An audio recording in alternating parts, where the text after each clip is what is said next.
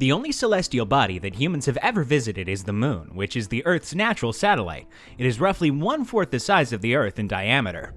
The Moon is the solar system's 5th largest satellite. It is the largest satellite in relation to its home planet and is bigger than any known dwarf planet. According to the geophysical definitions of the term, the Moon qualifies as a satellite planet since it is a planetary mass object that developed into a distinct rocky body. About 1/6 of Earth's gravity is present on the surface. Welcome back to Fly Me to the Moon. In today's video, we will try to find out how long humans can survive on the Moon. Before we start, please subscribe to the channel if you haven't already, and turn on the bell icon to receive notifications for upcoming videos. Now, let's get started. The Moon's gravitational pull, which orbits Earth at an average distance of 384,400 kilometers or 239,900 miles, or nearly 30 times the diameter of the planet, slowly lengthens the day and is the primary cause of the planet's tides. The sidereal duration of the Moon's orbit around Earth is 27.3 days. Lunar phases, which serve as the foundation for the months of the lunar calendar, are created when the amount of visible surface illuminated by the sun varies over each synodic period of 29.5 days, from 0 to 100%. The Moon is tidally locked with Earth, which results in its identical side, or the near side, always facing the Earth for the duration of a full rotation of the Moon on its own axis. And the synodic period is the same as the somewhat longer lunar day. However, due to changes in perspective brought on by libration, 59% of the entire lunar surface is visible from Earth. The Moon is believed to have formed 4.51 billion years ago, not long after Earth, from the debris of a massive collision between the planet and a hypothetical Mars-sized body called Theia, according to the most widely accepted origin theory. After that, due to tidal conflict with the Earth, it retreated into a longer orbit. The full Moon, on the other hand, is the brightest celestial body in the night sky due to its large angular diameter. Due to the nearly identical apparent sizes, the Moon can fully block out the Sun during a total solar eclipse.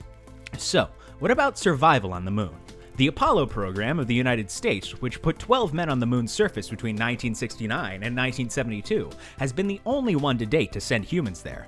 A thorough geological understanding of the Moon's origins, interior structure, and subsequent history have been developed using the lunar rocks that these other uncrewed missions have returned. The Moon is a differentiated body that initially experienced hydrostatic equilibrium before moving out of it. It has a distinct crust, mantle, and core in terms of geochemistry. The Moon has a fluid outer core consisting of mostly liquid iron with a radius of about 300 kilometers and a solid, iron-rich inner core with a radius that may as well be as tiny as 240 kilometers.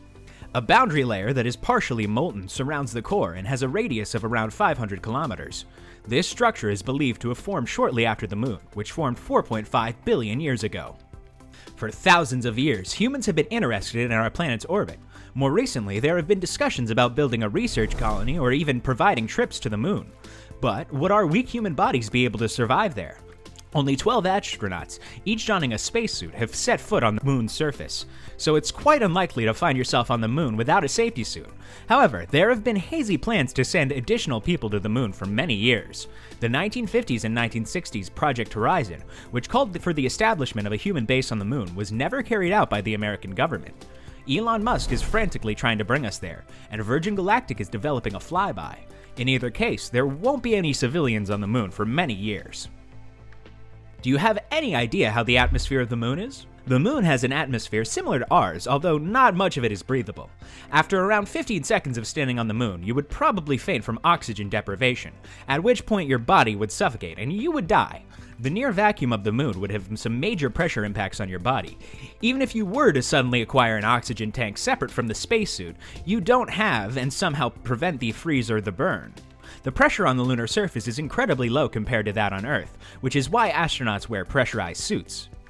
Some people think you'd blow up, but that's not really the case. The low pressure on the Moon would suck the fluid from your body as if you were wearing a suit.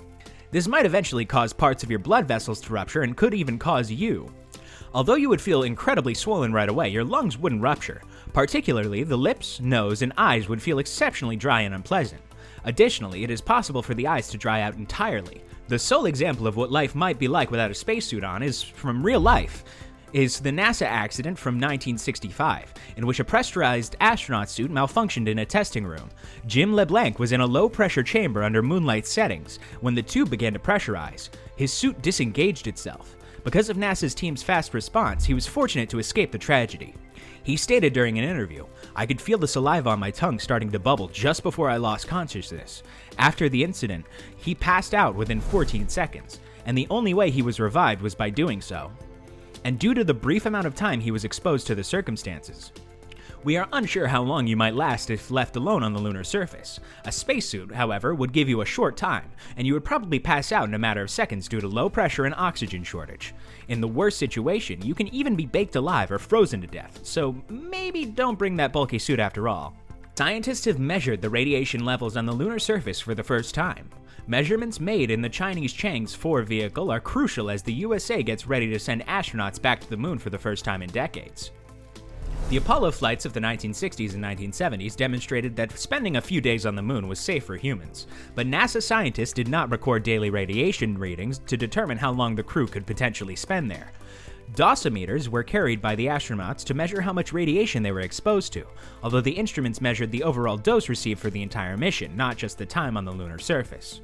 However, with the China National Space Administration beginning to plan manned missions in the 2030s, and NASA's Artemis program aiming to place a crew on the moon for extended stays by 2024, such observations gained significance once more.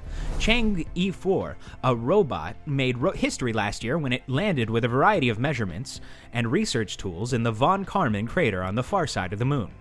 One of these tools was a brand new dosimeter that the German and Chinese researchers were using. According to a study that was published in Science Advances, this gadget assessed hourly radiation levels and determined the astronauts on the moon would be subjected to radiation levels that were around 200 times higher than those of humans on Earth. The findings are very applicable to human explorers, according to the researchers, who claim that embedding the dosimeter within a probe on Chang'e 4 offers partial radiation protection, equivalent to that of an astronaut's spacesuit.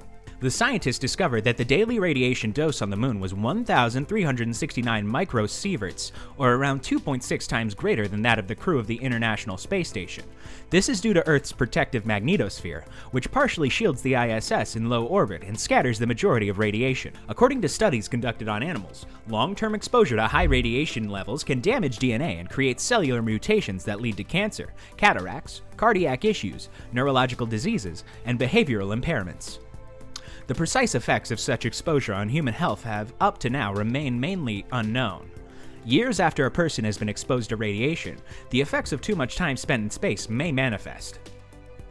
Scientists were not surprised by the study's findings. However, it appears crucial to have accurate measurements demonstrating that astronauts may stay on the moon for 6 months without going above NASA's legally mandated restrictions if they dwell in protected bases.